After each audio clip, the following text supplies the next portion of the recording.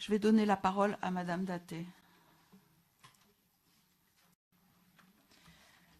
Chers élus, collègues à la métropole, Madame, Monsieur, la délibération que je vous présente ce jour a fait l'objet d'un certain nombre d'étapes préliminaires. Un diagnostic de sécurité a été réalisé auprès des maires, des institutions judiciaires, différents acteurs, notamment associatifs de la métropole, par les époux Schlusky et de Montgolfier. Et cette étude nous a bien confirmé que les auteurs de la délinquance ne s'arrêtent pas aux frontières de la commune. Ils sont très mobiles, voire en automobile. Ils prennent des transports en commun et sont présents un peu partout sous diverses formes. Jusque-là, rien de nouveau, mais maintenant on a des chiffres consolidés sur notre territoire et les différents dialogues qui ont été conduits nous ont permis de confirmer les mouvements de cette délinquance sur notre territoire. Avant de vous présenter le document sommairement, je voudrais juste rappeler quelque chose. Il n'y a pas eu de transfert des pouvoirs de police des maires. L'objectif de ce document est donc bien d'identifier les plus-values que peut apporter la métropole sur ces questions. Que c'est bien la délinquance routière qui comptabilise le plus d'infractions en France, bien avant les infractions d'ordre économique et financier. L'évasion fiscale représente entre 60 et 80 milliards d'euros. C'est l'équivalent du déficit budgétaire de la France en 2016, 69 milliards. Nous ne sommes que 66 millions en France. Des sommes à mettre un petit peu devant le nombre d'habitants, on en a un peu le vertige.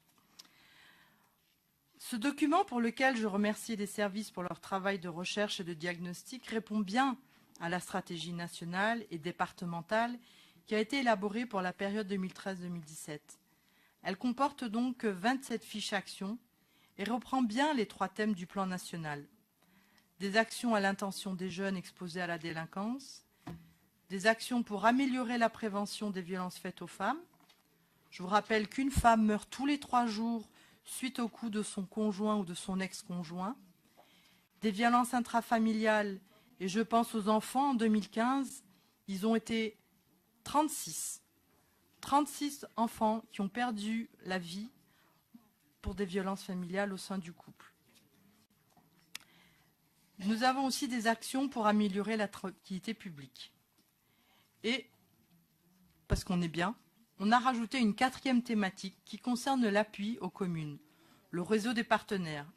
Et là, je suis très fière de vous annoncer que nous sommes donc la 3e métropole en France à adopter aujourd'hui un plan de la prévention, un plan de stratégie territoriale de sécurité et de prévention de la délinquance après Lille et Strasbourg. Nul doute que vous avez lu attentivement le plan d'action et ses 60 pages et que vous aurez bien sûr vu que la fiche, par exemple 1.7 sur la prévention spécialisée n'est pas bien remplie.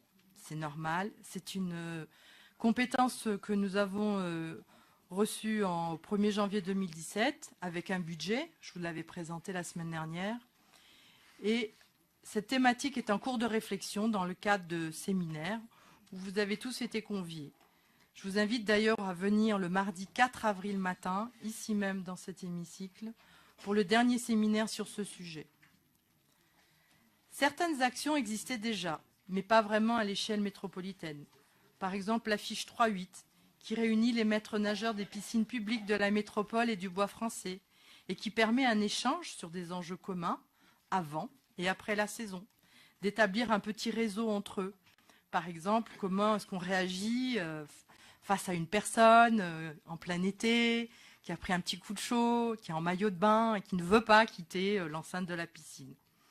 Et que le dimanche après-midi, le maître nageur, il se trouve un petit peu pas très habillé pour s'en occuper. Je voudrais vous parler aussi de la fiche action qui me tient très à cœur, qui est la fiche 1.5, qui concerne le travail d'intérêt général, plus communément appelé le TIG. Le TIG, c'est une mesure qui présente une vraie alternative à la prison, qui sont coûteuses pour la société et destructrices pour les personnes. Elle concerne majoritairement des jeunes et leur donne, le TIG, et lui donne l'opportunité de réparer un préjudice tout en se rendant utile à la collectivité ou à l'association qui pourra l'accueillir. Elle est aussi souvent l'occasion pour ces personnes de découvrir un métier. Avec le passage en métropole et les réorganisations territoriales, le SPIP, le service de prévention, d'insertion et de probation, a constaté une baisse dans l'accueil des TIG un peu partout en France. Les services de la métropole en prenaient déjà avant, mais aujourd'hui, ils ont relancé tout un travail en interne, un travail de recensement, de sensibilisation auprès des agents, et les premières personnes qui devront faire un stage ou qui pourront faire un travail d'intérêt général devraient pouvoir venir ici cet été. La métropole participe donc bien, par ce geste de solidarité, à un processus de réinsertion de la personne condamnée, en lui permettant de retrouver confiance en soi, de se projeter et d'avoir peut-être un avenir. Je tiens aussi à remercier tous les maires ou tous les élus auprès desquels j'ai peut-être, je l'avoue, à quelques reprises, maintes fois insisté pour qu'ils prennent en compte cette thématique. Et d'ailleurs, Chirol récemment a signé une convention. Et puis le prochain, que je l'espère bien, c'est la commune de Coran. Jean-Damien Mermillon, que j'avais interpellé là-dessus juste avant la fin de l'année, devrait prochainement signer une convention. Donc, des personnes pourront faire un tige à la mairie de Coran. Alors, le tige, on passera à autre chose, n'est pas une particularité française, puisque nos collègues italiens ont aussi un dispositif similaire. Et le plus emblématique pour moi des Italiens qui a dû faire un tige, je ne commenterai pas le traitement que réserve la justice italienne à l'égard de ses élus, et M. Berlusconi, qui, parce qu'il avait 77 ans, a été condamné à faire 1 an de tige, une peine qu'il a accomplie dans un hospice pour personnes souffrant d'Alzheimer en 2015. Donc peut-être qu'on aura, nous aussi, quelques grands élus qui pourraient venir à la métro faire leur tige.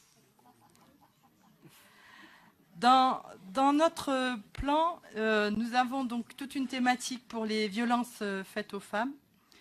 C'est entre autres un travail transversal qui a été fait dans le cadre du plan local de l'habitat avec Christine Garnier et Marie-Josée Sada, que je salue, pour la mise à disposition de logements qui sont réservés à des femmes qui sont victimes de violences. Je vous reciterai aussi, il y a les victimes, mais il y a aussi les auteurs. Et il existe sur notre territoire une association formidable qui s'appelle Passible, que nous soutenons dans le cadre du Fonds politique de la ville et Fonds de cohésion sociale, et qui, depuis 2009, ont accompagné 700 personnes, 700 auteurs dont il n'y a eu aucune récidive.